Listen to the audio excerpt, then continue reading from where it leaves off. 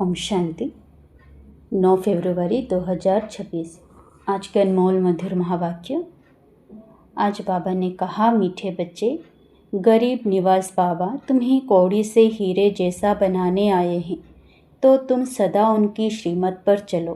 प्रश्न, पहले तुम्हें सभी को कौन सा एक गुह्य राज समझाना चाहिए?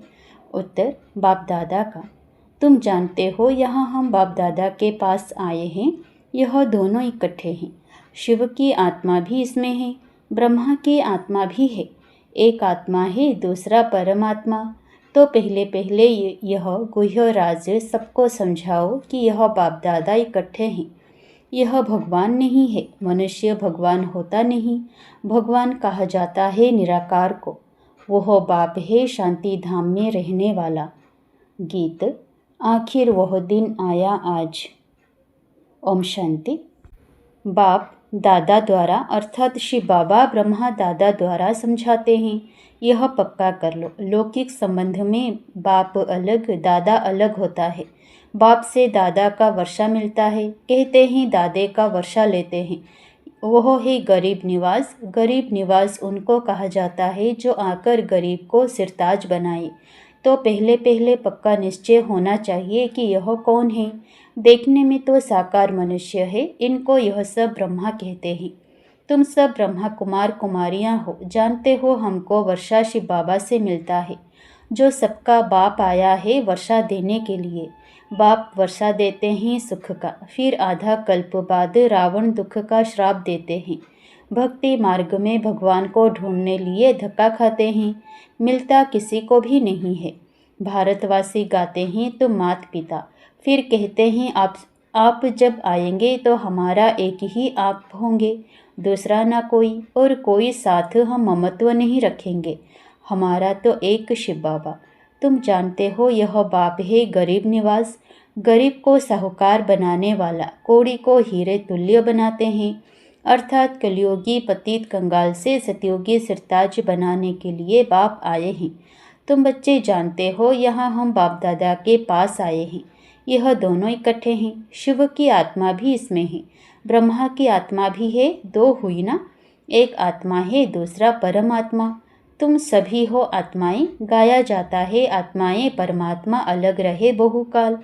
पहले नंबर में मिलने वाली हो तुम आत्माएं, अर्थात जो आत्माएं हैं वह परमात्मा बाप से मिलती हैं, जिसके लिए ही पुकारते हैं ओ गॉड फादर। तुम उनके बच्चे ठहरे। फादर से जरूर वर्षा मिलता है। बाप कहते हैं, भारत जो सिरताज था वह अभी कितना कंगाल बना है। अभी मैं फिर तुम बच्चों को सिरताज बनाने आया हूँ। तुम डबल सिरताज बनते हो। एक ताज होता है पवित्रता का, उसमें लाइट देते हो। दूसरा है रतन जड़ित ताज। तो पहले यह गुह्य राज सबको समझाना है कि यह बाप दादा इकट्ठे हैं। यह भगवान नहीं है। मनुष्य भगवान होता नहीं। भगवान कहा जाता है निराकार को। वह बाप है, शांति धाम में रहने वाला, जहाँ तुम सभी आत्माएं रहती हो, जिसको निर्वाण धाम अथवा वानप्रस्थ कहा जाता है। फिर तुम आत्माओं को शरीर धारण कर यहाँ पाठ बजाना होता है। आधा कल्प सुख का पाठ, आधा कल्प है दुख का। जब दुख का अंत होता है तब बाप कहते हैं मैं आता हूँ। यह ड्रामा बना हुआ है। तुम बच्चे यहाँ आते हो भट्टी में। यहाँ और कुछ बाहर का याद नहीं आना चाहिए। यहाँ है ही माता पिता और बच्चे, और यहाँ शूद्र संप्रदाय है नहीं। जो ब्राह्मण नहीं है उनको शूद्र कहा जाता है। उनका संग तो यहाँ है ही नहीं। यहाँ है ही ब्राह्मणों का संग। ब्राह्मण बच्चे जानते हैं कि शिव बाबा ब्रह्मा द्वारा हमको नरक से स्वर्ग की राजधानी का मालिक बनाने आए हैं। अब हम मालिक नहीं हैं, क्योंकि हम पतित हैं। हम पावन थे, फिर 84 का चक्र लगाए, सतो रजो तमो में आए हैं। सीढ़ी में 84 जन्मों का हिसाब लिखा हुआ है। बाप बैठकर बच्चों को समझाते हैं। जिन बच्चों से पहले मिलते हैं, फिर उन्हों को ही पहले सतयुग में आना है। तुमने 84 जन्म लिए हैं। रचता और रचना की सारी नॉलेज एक बाप के पास ही है। वही मनुष्य सृष्टि का बीज रूप है। जरूर बीज में ही नॉलेज होगी कि इस झाड़ की कैसे उत्पत्ति, पालना और विनाश होता है। यह तो बाप ही समझाते हैं। तुम अब जानते हो हम भारतवासी गरीब हैं। जब देवी देवता थे तो कितने साहूकार थे, हीरों से खेलते थे, हीरों के महलों में रहते थे। अब बाप स्मृति दिलाते हैं कि तुम कैसे 84 जन्म लेते हो। बुलाते भी हैं, हे पतित पावन गरीब निवास बाबा आओ, हम गरीबों को स्वर्ग का मालिक फिर से बनाओ। स्वर्ग में सुख घनेरे थे, अब दुख घनेरे हैं। बच्चे जानते हैं इस समय सब पूरे पतित बन पड़े हैं। अभी कलयुग का अंत है, फिर सतयुग चाहिए। पहले भारत में एक आदि सनातन देवी देवता धर्म था, अब वह प्राय लोप हो गया है और सब अपने को हिंदू कहलाते हैं। इस समय क्रिश्चियन बहुत हो गए हैं क्योंकि हिंदू धर्म वाले बहुत कन्वर्ट हो गए हैं। तुम देवी देवताओं का असुल कर्म श्रेष्ठ था, तुम पवित्र प्रवृत्ति मार्ग वाले थे। अब रावण राज्य में पतित प्रवृत्ति मार्ग वाले बन गए हो, इसलिए दुखी हो। सतयुग को कहा जाता है शिवालय, शिव बाबा का स्थापन किया हुआ स्वर्ग। बाप कहते हैं मैं आकर तुम बच्चों को शूद्र से ब्राह्मण बनाए, तुमको सूर्यवंशी चंद्रवंशी राजधानी का वर्षा देता हूँ।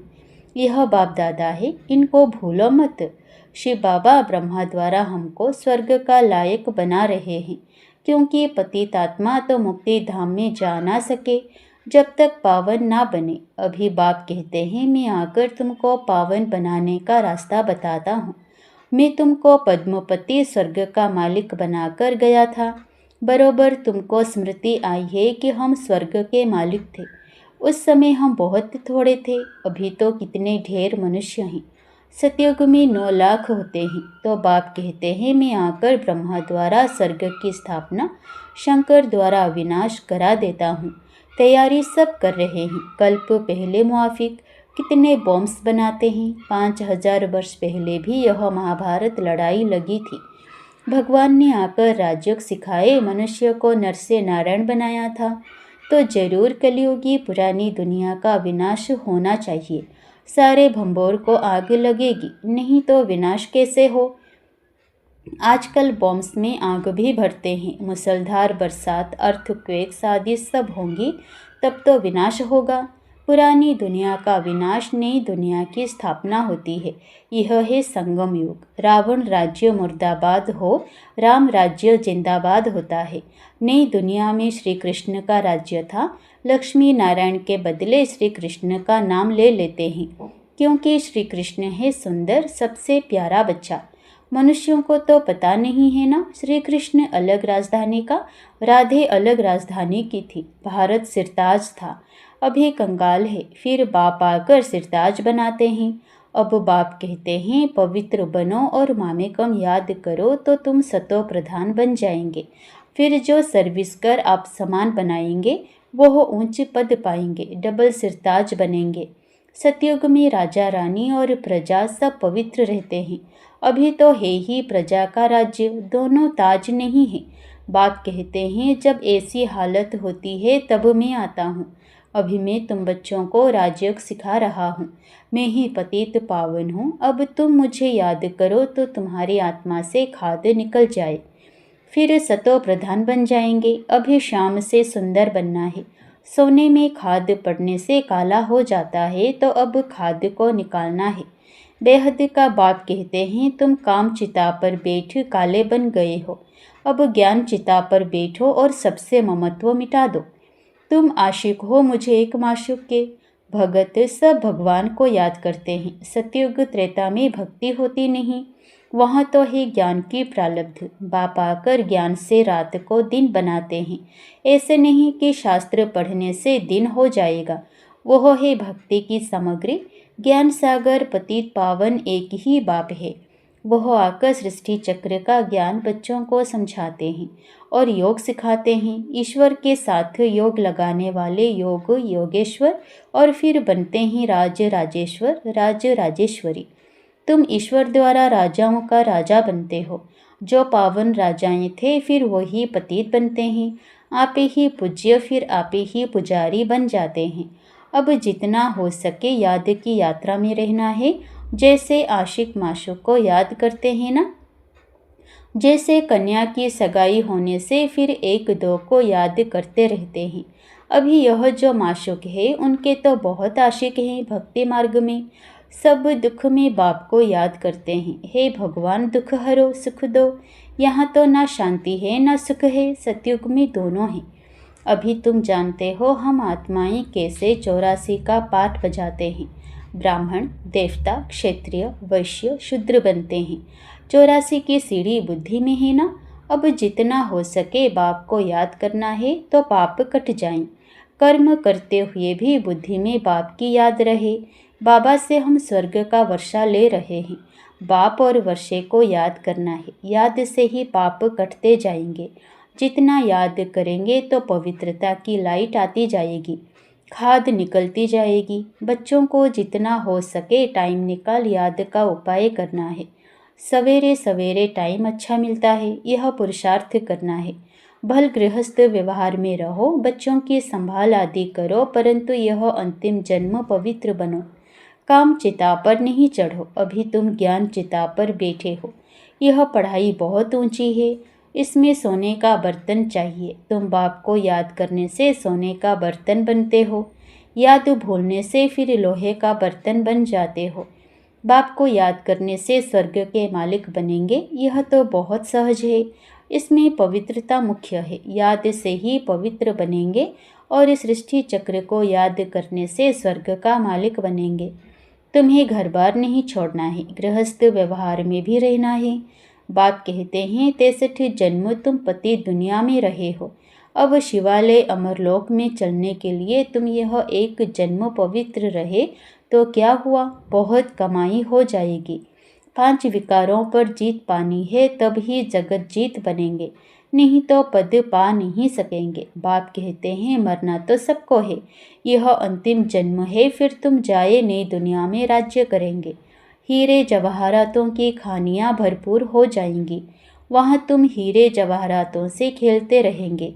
तो ऐसे बाप के बनकर उनकी मत पर भी चलना चाहिए ना। श्रीमत से ही तुम श्रेष्ठ बनेंगे, रावण की मत से तुम भ्रष्टाचारी बने हो। अब बाप की श्रीमत पर चल, तमो प्रधान से सतो प्रधान बनना है। बाप को याद करना है और कोई तकलीफ बाप नहीं देते हैं। भक्ति मार्ग में तो तुमने बहुत धक्के खाए हैं, अब सिर्फ बाप को याद करो और सृष्टि चक्र को याद करो। सुदर्शन चक्रधारी बनो तो तुम 21 जन्मों के लिए चक्रवर्ती राजा बन जाएंगे। अनेक बार तुमने राज्य लिया है और गंवाया है। आधा कल्प है सुख, आधा कल्प है दुख। बाप कहते हैं मैं कल्प कल्प संगम पर आता हूँ, तुमको सुखधाम का मालिक बनाता हूँ। अभी तुमको स्मृति आई है हम कैसे चक्र लगाते हैं, यह चक्र बुद्धि में रखना है। बाप ही ज्ञान का सागर, तुम यहाँ बेहद के बाप के सामने बैठे हो। ऊंचते ऊंच भगवान प्रजापिता ब्रह्मा द्वारा तुमको वर्षा देते हैं, तो अब विनाश होने के पहले बाप को याद करो, पवित्र बनो। अच्छा, मीठे मीठे सिकिलधे बच्चों प्रति माता पिता बाप दादा का याद प्यार और गुड मॉर्निंग। रूहानी बाप की रूहानी बच्चों को नमस्ते। धारणा के लिए मुख्य सार पहला, निरंतर बाप की याद में रहने के लिए बुद्धि को सोने का बर्तन बनाना है। कर्म करते भी बाप की याद रहे, याद से ही पवित्रता की लाइट आएगी। दूसरा, मुरली कभी मिस नहीं करनी है। ड्रामा के राज को यथार्थ रीति समझना है, भट्टी में कुछ भी बाहर का याद ना आए। वरदान, आपस में एक दो की विशेषता देखने और वर्णन करने वाले श्रेष्ठता संपन्न होली हंस भव। संगम युग पर हर बच्चे को नॉलेज द्वारा कोई ना कोई विशेष गुण अवश्य प्राप्त है, इसलिए होली हंस बन हर एक की विशेषता को देखो और वर्णन करो। जिस समय किसी की कमजोरी देखते या सुनते हो तो समझना चाहिए कि यह कमजोरी इनकी नहीं, मेरी है, क्योंकि हम सब एक ही बाप के, एक ही परिवार के, एक ही माला के मणके हैं। जैसे अपनी कमजोरी को प्रसिद्ध नहीं करना चाहते, ऐसे दूसरे की कमजोरी का भी वर्णन नहीं करो। होली हंस माना विशेषताओं को ग्रहण करना और कमजोरियों को मिटाना। स्लोगन, समय को बचाने वाले तीव्र पुरुषार्थी ही सदा विजयी हैं। अव्यक्त इशारे, एकता और विश्वास की विशेषता द्वारा सफलता संपन्न बनो। जैसे मणकों की विशेषता होती है, एक जैसे मणके माला के एक ही धागे में पिरोए जाते हैं, ऐसे आप सभी वैजयंती माला के मणके भी जब एक मत, एक की ही लगन में एक रस स्थिति वाले एक दिखाई देंगे, तब ही माला में पिरोए जाएंगे। अगर आपस में दो मतें होती हैं तो वह दूसरी अर्थात 16,000 की माला के दाने बन जाते हैं। अच्छा, ओम शांति।